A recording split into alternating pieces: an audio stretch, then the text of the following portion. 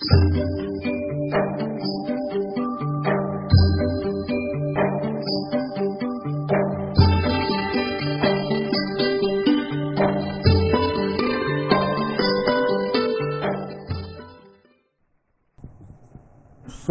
और कपास।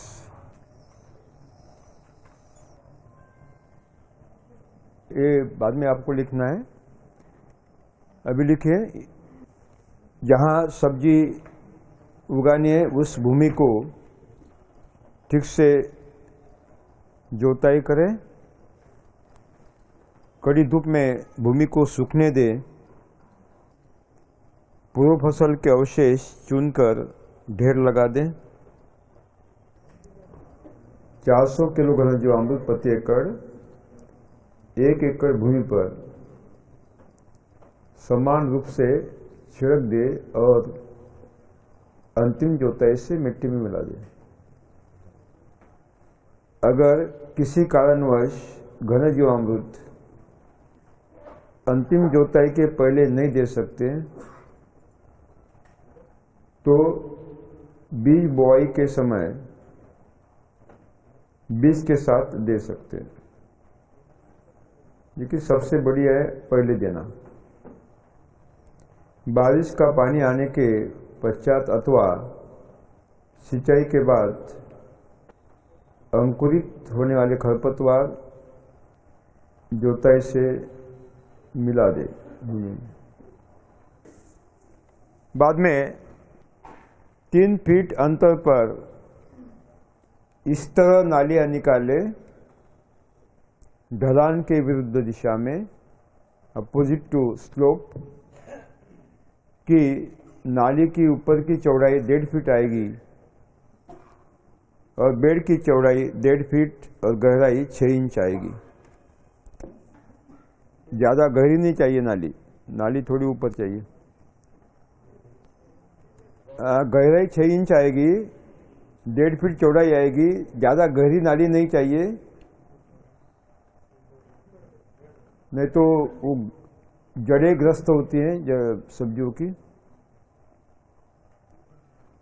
बाद में कपास के बीजामृत से संस्कार करें अथवा पौधशाला में सब्जियों के पौधे उगाए। पौधशाला का विषय कल हो गया ना। जीरो बजट खेती में ये सिद्ध हुआ है कि देशी कपास संकर कपास से या बीटी कपास से भी ज़्यादा उत्पादन देता है। मॉडल खड़े हैं, कोई भी आकर देख सकते हैं।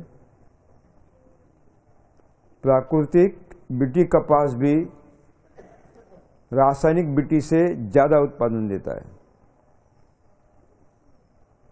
दोनों मॉडल खड़े हैं हमारे पास, दोनों मॉडल खड़े हैं। यानी रासायनिक कृषि में कपास लगाया, बीटी लगाया और प्राकृतिक में भी बीटी लगाया। आप देखेंगे जाकर कि प्राकृतिक बीटी उससे अच्छा। इतना ही नहीं, लिखे इतना ही नहीं, हमने एक प्रयोग किया गए साल। ये क्या बोल रहे थे कुछ वैज्ञानिक कि बीटी कपास टर्मिनेटेड है, यानी नपुंसक है। अगर वो दूसरे स्टेज का बीज आप लगाओगे तो बोंडी लगेगी ही नहीं, बोंडी लगेंगी तो कपास भी लगेगा नहीं। तो इसलिए हर साल आपको बीज खरीदना ही पड़ेगा। वर्धा में हमारा एक बहुत बड़ा क्षेत्र है, गांधी जी ने जिसकी नींव रखी थी ऐसी संस्था मगध संग्रहालय समिति, समुद्र पर तालुका में 1000 किसान जीरो बेस्ड खेती कर रहे हैं, बहुत बड़ा ग्रुप है वो। वहाँ हमने किसानों को प्रोग्राम दिए। 1 एकड़ में बीटी का जो थैली है बीज वो खरीदा, वो डाला। दूसरे एकड़ में बीटी का कपास निकाला, कपास से बीज निकाला और सेकंड स्टेज यानी दूसरे साल का वो बीज वो लगाया। खरीदा नहीं, पहले कपास का बीज निकालकर वो F2 लगाया। मॉडल खड़े, चमत्कार देखा, यूट्यूब पर हमने डाल दिया है, डाउनलोड करके कोई भी देख सकता है कि जो F2 था वो F1 से भी बढ़िया है। यानी कपास के बीज बाजार से खरीदने की आवश्यकता नहीं। ये सिद्ध हुआ है, मॉडल खड़े हैं, अगर कोई आशंका है तो आकर देख सकते हैं। देखिए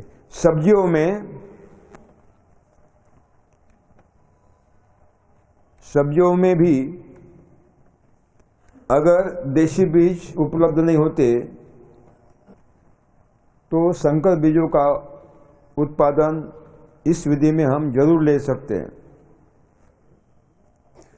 गद्दी के ऊपर बीज की कतार में in the central line of the bed जो किस्मों के पौधे ज्यादा आकार लेते वो 3 फीट अंतर पर, कम आकार लेते तो 2 फीट अंतर पर एक एक मुट्ठी घन जीवामृत डाल दे। अगर क्या होते, कुछ किस्में कैसी होती है ज्यादा बढ़ती है ना, उसके लिए कितना 3 फीट, जो मध्यम बढ़ने वाले उसके लिए 2 फीट। ये आपको तय करना है। एक एक मुट्ठी क्या डालना है, घन जीवामृत डाल देना है। कहाँ डालना है, ये यहाँ गोल दिया है ना चिन्ह, वहां जहाँ गोल चिन्ह दिया है वहां। बाद में कपास के 2 बीज और उसके साथ मूंग के 2 बीज मिलाकर बीजामृत का संस्कार करके जहां गोल चिन्ह है वहां डाल दे। ये क्यों डालना है मैं बताता हूं आपको। क्या होता है, जब हम कपास के बीज लगाते हैं तो रात को हो सकता है धो बारिश आए, उस समय बारिश का ही काल होता है ना। धो बारिश के क्या होता है, ऊपर पानी बहने लगता है। और जहां हमने बीज डाला पानी के साथ वो गाद भी आती है, वो मिट्टी भी आती है, और कपास जहां डाला था उसके ऊपर क्या होती है, मिट्टी की परत चढ़ती है। और कपास के बीज इतने कमजोर होते हैं कोई तो परत जो थे कठिन बनती है, उसको फोड़ कर ऊपर नहीं आ सकती, अंदर पीले पड़ते हैं। और ये भी देखा है कि पीले पड़ने वाला अगर हम मिट्टी हटाते उसको बढ़ाने का प्रयास करते तो वो ज्यादा उत्पादक नहीं होता।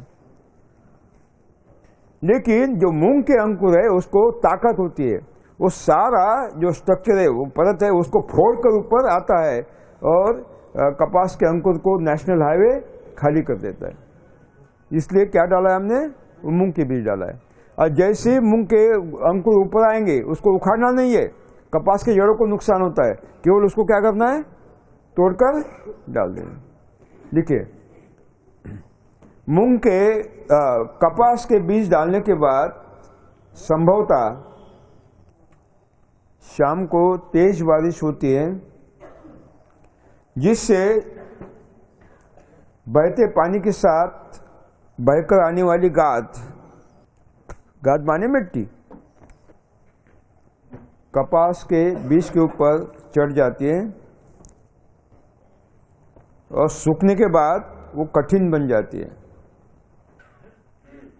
कपास के अंकुर में इतनी क्षमता नहीं होती कि वो परत फोड़कर ऊपर आए, तो कपास का अंकुर नीचे ही पीला पड़ता है और अनुत्पादक बनता है। लेकिन मूंग के अंकुर को इतनी क्षमता होती है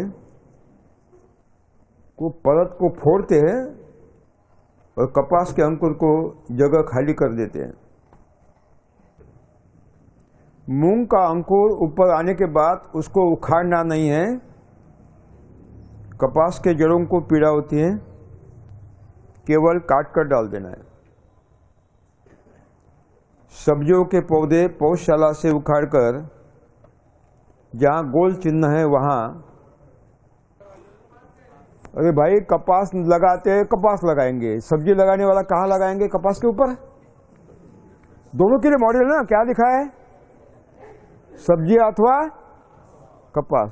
एक तो सब्जी ले नहीं तो कपास ले, एक साथ दोनों मत ले, अलग अलग प्लॉट ले, ठीक है। हाँ क्या लिखा, हाँ उखाड़कर उनकी जड़ें बीजामृत में डुबोकर रोपाई करें, उनकी जड़ें बीजामृत में डुबोकर रोपाई करें। जिनको कपास लेना है वो कपास के लिए मॉडल है, जिनको सब्जियां लेना है उनके लिए क्या है, सब्जियों के लिए मॉडल। अगर दोनों लेना चाहते हैं तो अलग अलग, एक प्लॉट में कपास ले, एक प्लॉट में सब्जी ले। यही मॉडल, यही मॉडल, ठीक है ना? ठीक है। हाँ, देखिए उसी दरमियान दो गोल चिन्हों के बीच में एक तारा है, वहां दो दाने लोबिया, दो दाने मक्का मिलाकर बीजामृत का संस्कार करके लगा दे। उसी समय आगे के दो पौधों के बीच में जो त्रिकोण है,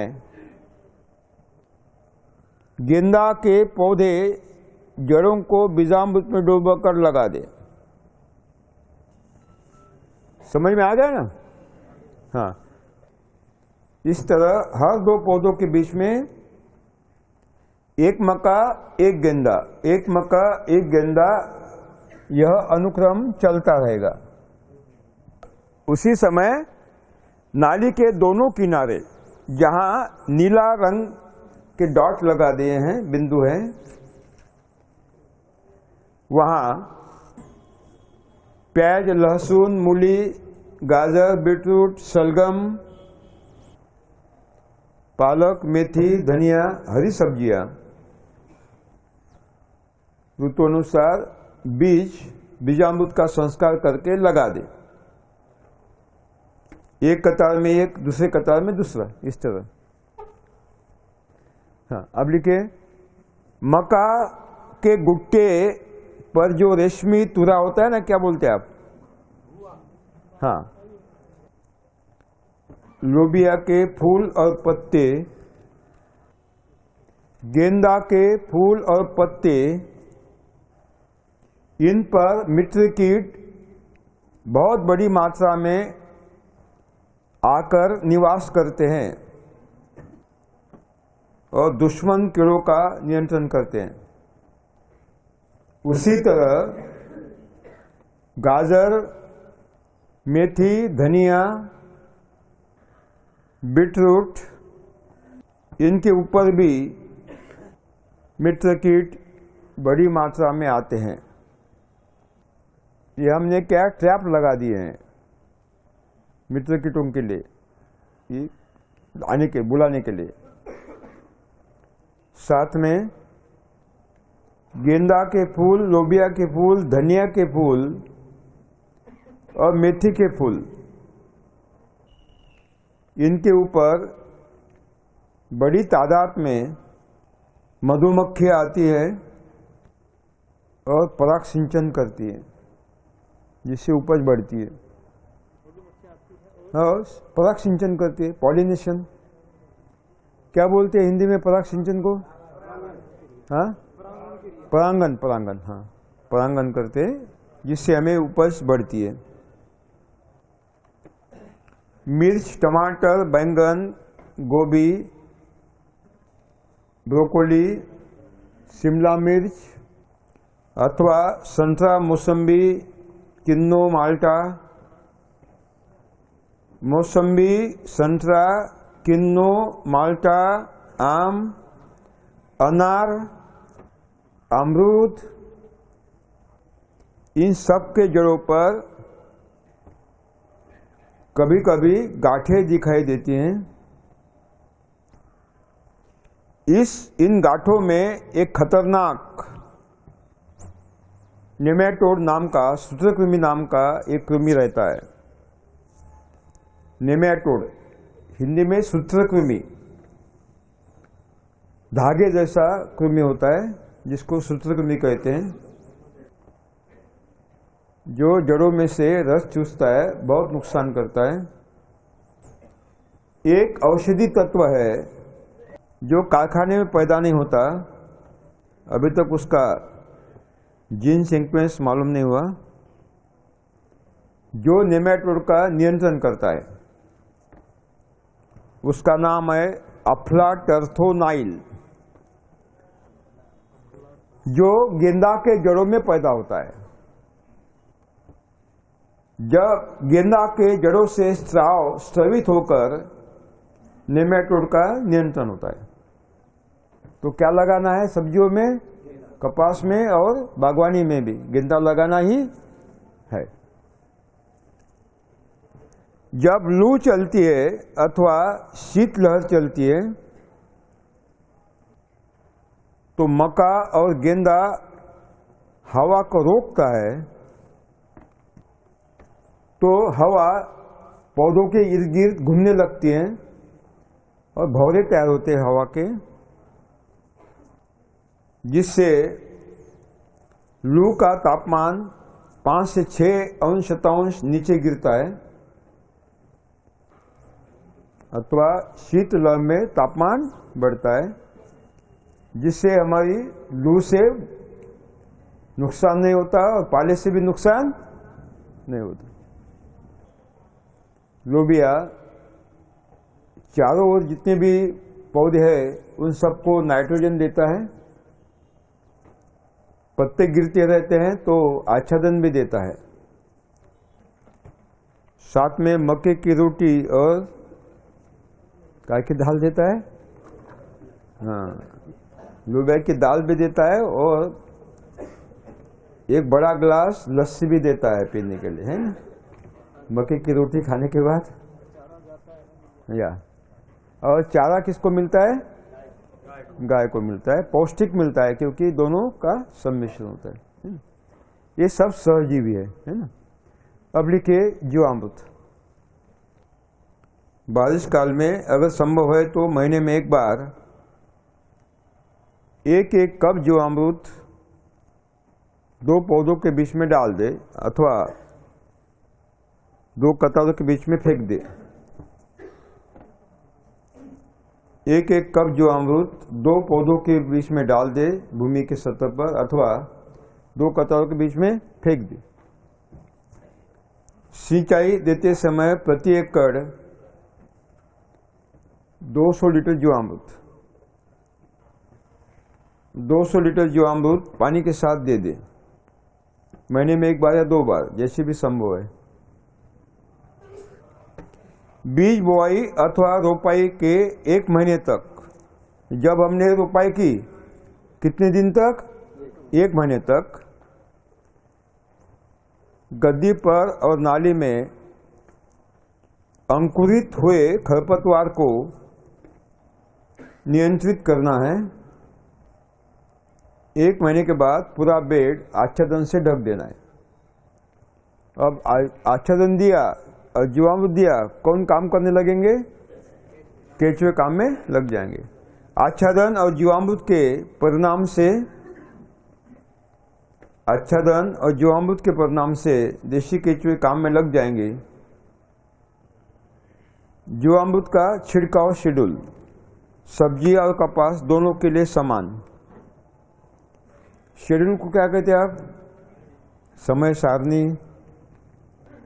देखिए, पहला छिड़काव बीज बोआई अथवा रोपाई के 1 महीने के बाद प्रति एकड़ 100 लीटर पानी 5 लीटर जीवामृत कपड़े से छाना हुआ। पहले छिड़काव के 10 दिन के बाद दूसरा छिड़काव प्रति एकड़ 100 लीटर नीमास्त्र प्रति एकड़ 100 लीटर नीमास्त्र, पानी नहीं मिलना है, जैसे छिड़कना है, अथवा 100 लीटर पानी 3 लीटर 10 वर्नी अर्क। अब तीसरा छिड़काव, दूसरे छिड़काव के 10 दिन के बाद तीसरा छिड़काव प्रति एकड़ 100 लीटर पानी 2.5 लीटर खट्टा मट्ठा। तीसरे छिड़काव के 10 दिन के बाद चौथा छिड़काव प्रति एकड़ 150 लीटर पानी 10 लीटर जीवामृत कपड़े से छाना हुआ। चौथे छिड़काव के 10 दिन के बाद पांचवा छिड़काव प्रति एकड़ 150 लीटर पानी 5 लीटर ब्रह्मास्त्र अथवा प्रति एकड़ 150 लीटर पानी और 5 से लेकर 6 लीटर 10 वर्नी अर्क। दो में से कोई एक। पांचवें छिड़काव के 10 दिन के बाद छठा छिड़काव,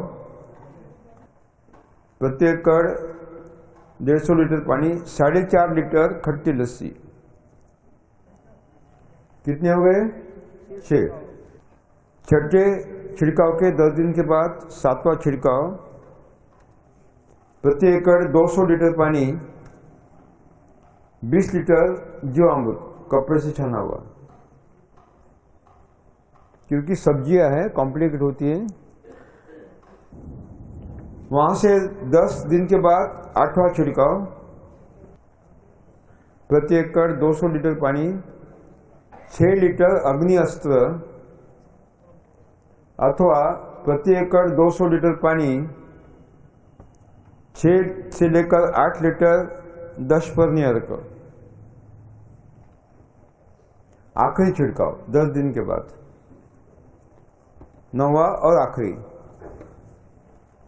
प्रति एकड़ 200 लीटर पानी, 6 लीटर खट्टी लस्सी, 6 लीटर खट्टी लस्सी। अब लिखिए, जब फल अथवा फल्ली आधे आकार की होगी, कुल आकार का आधा आकार, 200 लीटर सप्त धान्यांकुर अर्क प्रति एकड़ छिड़क दे। बस हो गया काम। सप्त धान्यांकुर अर्क का विकल्प 200 लीटर पानी, 6 लीटर खट्टी छाछ, दो में से कोई एक। सप्त धान्यांकुर अर्क अगर छिड़कना नहीं है तो खट्टी छाछ, दो में से कोई एक। ठीक है, समझ में आ गया? हाँ। अब देखिए, जब आमने सामने की डालियां आपस में हस्तांदोलन करे, उसके अग्र तोड़ देना चाहिए, वही जो कल बताया। और जो अन्य किस्मों के पौधे होके उनको उखाड़ देना है। बहुत ही बढ़िया कपास आएगा आपका, बहुत ही बढ़िया सब्जी आप ले सकते हैं इस विधि से। हरियाणा में, पंजाब में, महाराष्ट्र में, गुजरात में, कर्नाटका में, तमिलनाडु में और तेलंगाना में इस विधि से कपास के मॉडल बहुत बढ़िया काम कर रहे हैं। तो और सब्जियों के मॉडल भी बहुत बढ़िया काम कर रहे हैं। ठीक है ना? ठीक है, मैं 5 मिनट आपको समझ देता हूँ ये निकालने के लिए, उतारने के लिए।